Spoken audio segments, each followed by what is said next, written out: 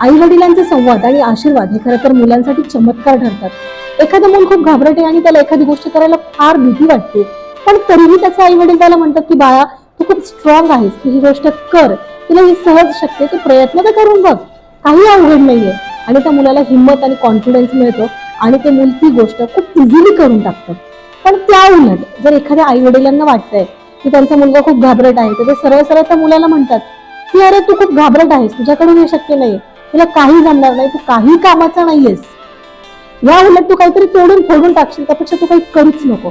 आणि मग त्या मुलाला वाटतं की अरे अच्छा, खरोखर मला काहीच येत नाहीये, मला काहीच जमत नाहीये, आणि मग मी काही केलं तर माझ्याकडून काही पडणार आहे, तुटणार आहे, फुटणार आहे. आणि मग ते मूल त्याचा सेल्फ कॉन्फिडन्स आणखी कमी होत जातो आणि मग ते अजून घाबरट होत जातं. मुलांना घडवायची सगळ्यात मोठी शक्ती कोणाकडे आहे? तर ती आई वडिलांच्या आशीर्वादामध्ये आणि संवादामध्ये आहे. त्यामुळे तुम्हाला तुमच्या मुलांना आशीर्वाद द्यायचे, त्यांना शाप द्यायचा आहे,